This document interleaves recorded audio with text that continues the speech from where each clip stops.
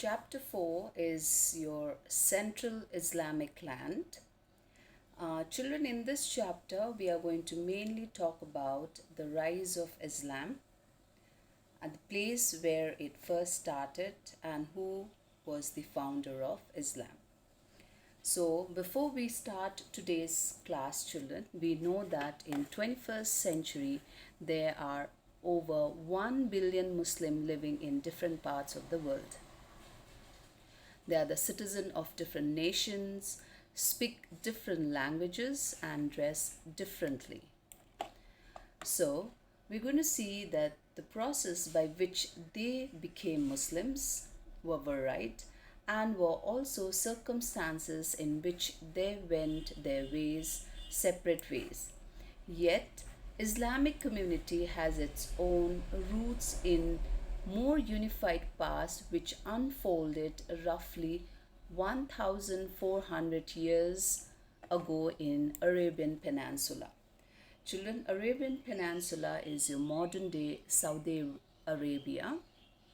So in this chapter, we are going to mainly study the rise of Islam and its expansion over a vast territory extending from Egypt to Afghanistan.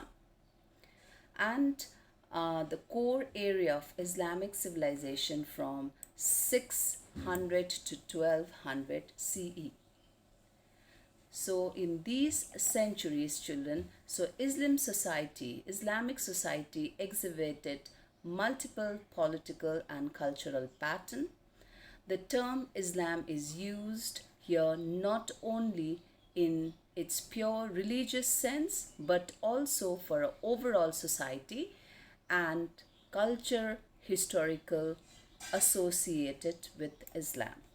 So when we say Islam, it is not just the religion we are talking about, but we are talking about overall society, culture historically associated with this.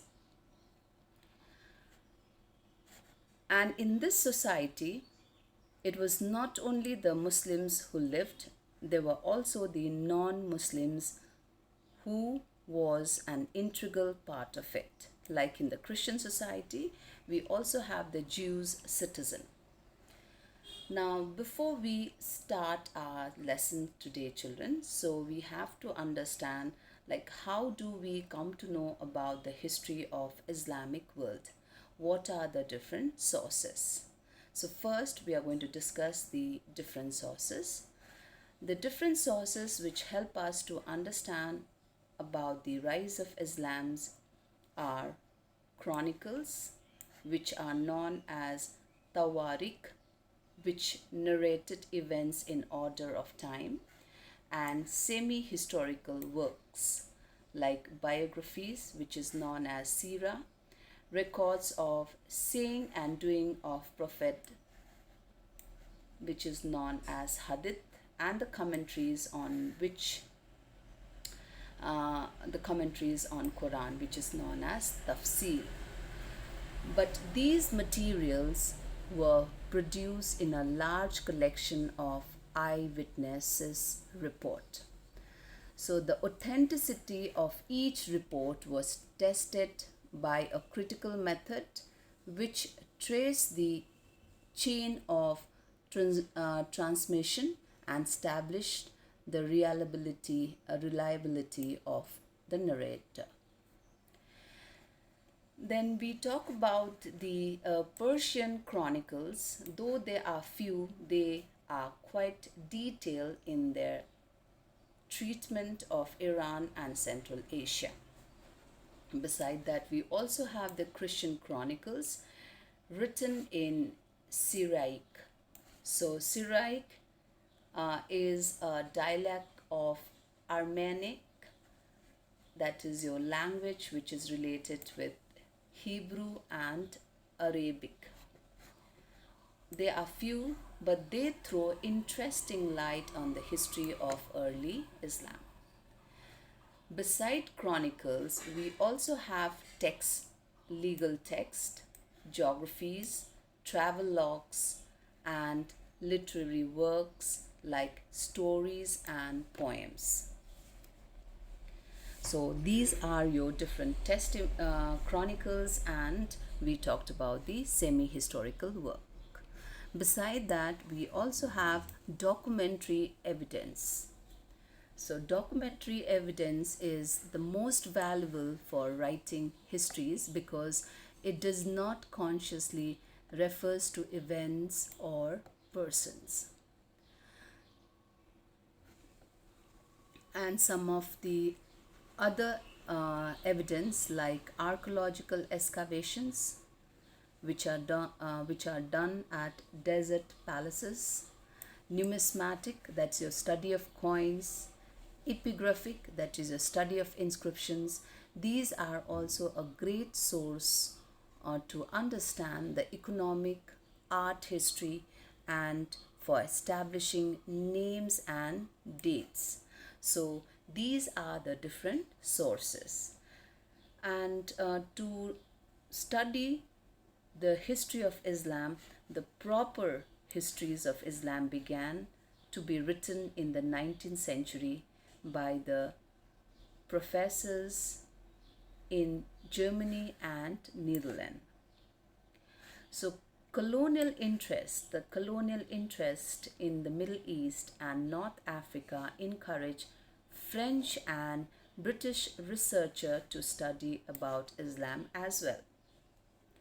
Now we're going to see the Christian priests were also very much interested to know the history of Islam and produced some good works, though their interest was mainly to compare Islam with Christianity.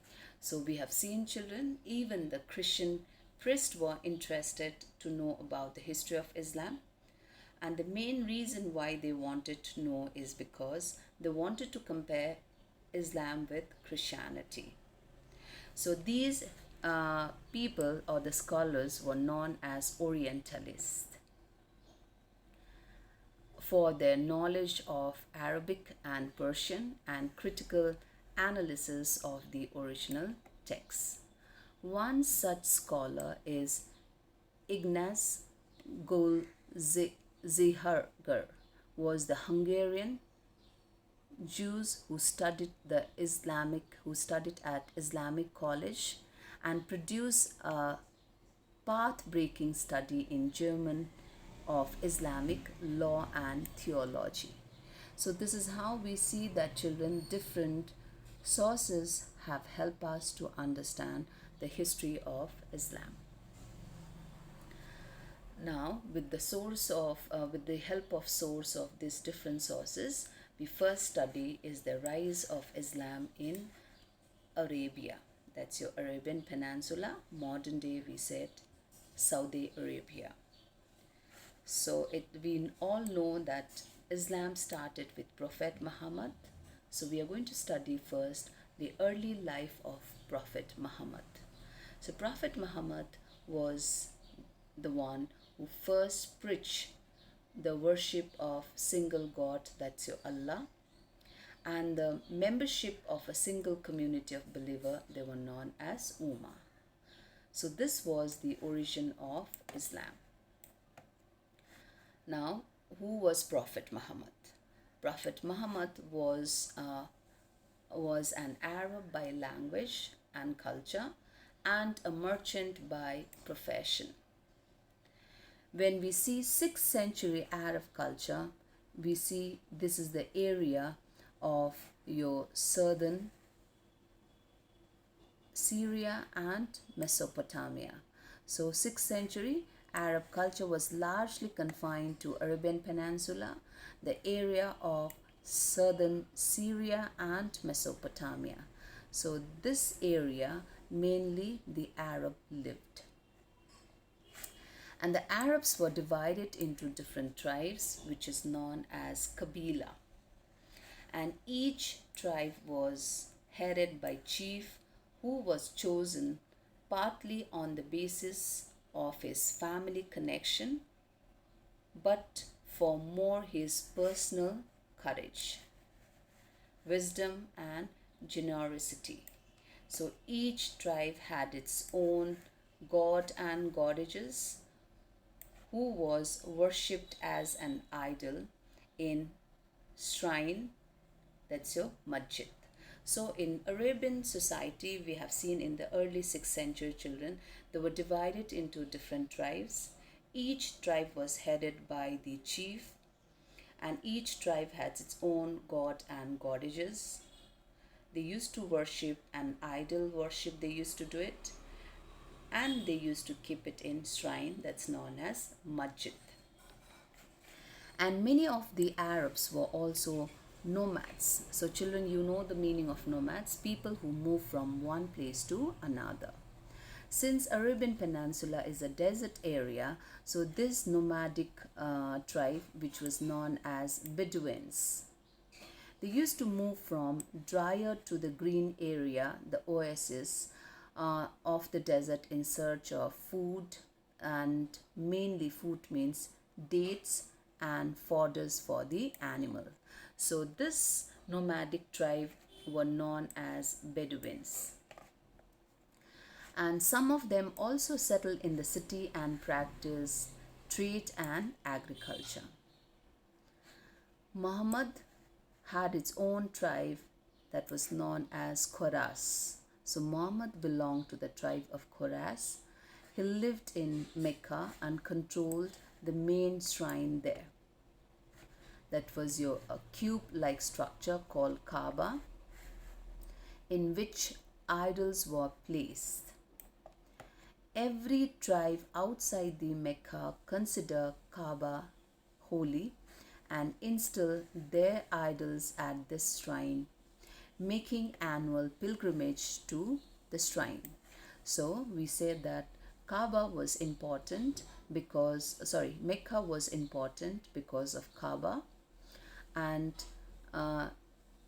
it's a place where idols were placed. And even the tribes outside Mecca used to consider Kaaba holy, and they used to keep their idol at this shrine. And they used to make annual pilgrimage to shrine. And Mecca was also important because Mecca was located on the crossroad of trade route between Yemen and Syria, which further enhanced the importance of the city. The Meccan shrine was a sanctuary where violence was forbidden and protection given to all visitors. That is why we see that Mecca was considered to be very important. And the Arabian people were the polytheists. That means they used to believe in different god and goddesses we already talked about. It was Muhammad in the year 612 declared himself as a messenger, that is your Rasul of God, who had been commanded to preach that Allah alone should be worshipped. So in 612, Prophet Muhammad said that he is been chosen by the God as the messenger of God, and he asked the people to follow only one God, that is your Allah. The worship of Allah was very simple, which involved simple rituals such as daily prayers, that is called salat, moral principles such as distributing alms and abstaining from theft.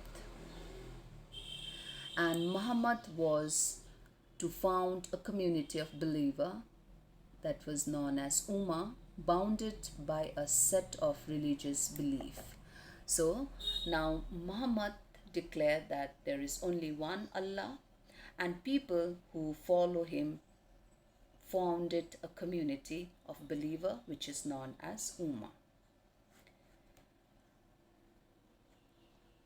So Muhammad's message was very much appealing to those Meccans who felt deprived of gains from trade and religion and were looking for a new community. So Muhammad became quite popular among the people who were deprived and unprivileged community. and those who accepted doctrines were called now Muslims. Muslims soon faced considerably opposition from the affluent Meccans who took offense to the rejection of their deities and found new religion threatened to the status and prosperity.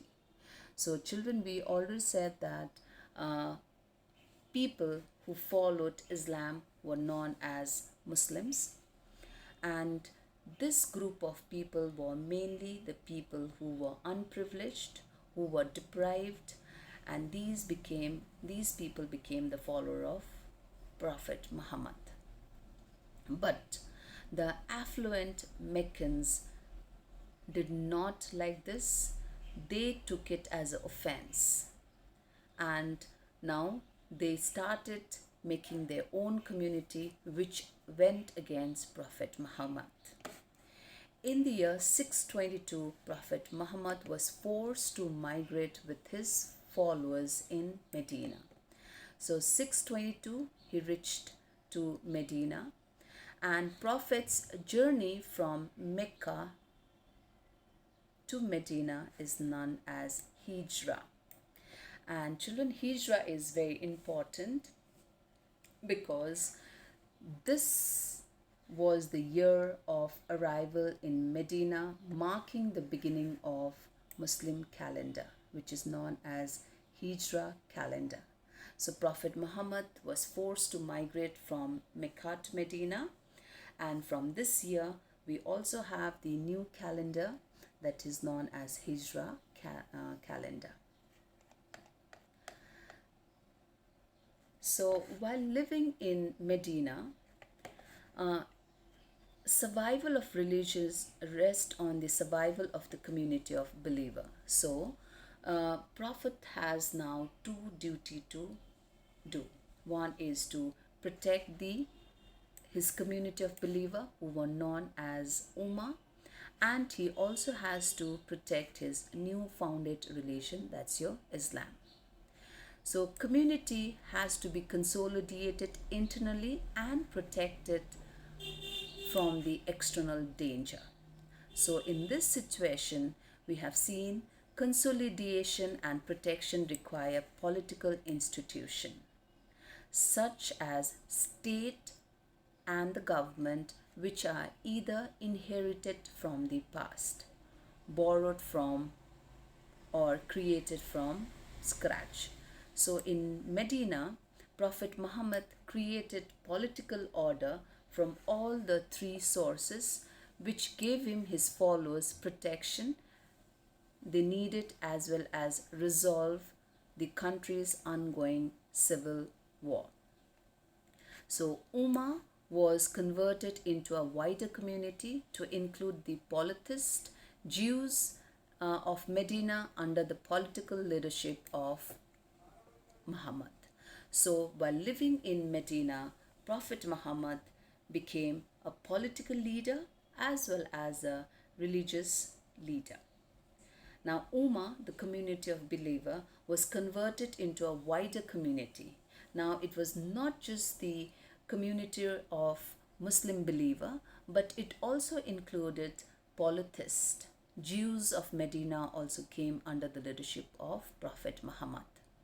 So Prophet Muhammad became now very powerful with the support of the non-Muslim people as well. The community survived on the agriculture and the trade, as well as an alms tax that is called zakat. In addition to Muslim organized expedition raids on Mecca caravans and nearby, these raids provoked reaction from the Meccans and caused breach with the Jews of Medina. So later, with the support of his new group of people, Prophet Muhammad returned to Mecca. Mecca was conquered, and Prophet Muhammad's reputation as a religious preacher and political leader spread far and wide. Now, he conquered Mecca. He became very powerful. His reputation was now very high. Now he became both a religious preacher as well as a political leader. Now Prophet Muhammad now insisted on the conversion as the sole criteria for the membership of community. So a lot of people started converting into Islam. In a harsh condition of desert, Arab attached great value to the strength and solidarity. So impressed by the Prophet Muhammad's achievement, many tribes, mostly the Bedouins, joined the community by converting to Islam. So a lot of tribes who were still there in Mecca, they started now joining the community of believer. That's so they started converting into Islam and they became the follower of Prophet Muhammad. Prophet alliance began to spread until they embraced the whole of Arabia. Now Medina became the administrative capital of emerging Islamic states with Mecca as a religious center. So this is how we see that Prophet Muhammad became very powerful, and he made two capital. One is Medina as a political capital or the administrative capital of Islamic state, and Mecca as his religious center. Kaaba was clean of idol as Muslims were required to face the shrine when offering prayers. So within a very short span of time, Muhammad united a large part of Arab under a new faith, community and the state. So the early Islamic polity, however, remained as a federation of Arab tribes and clans for a long time.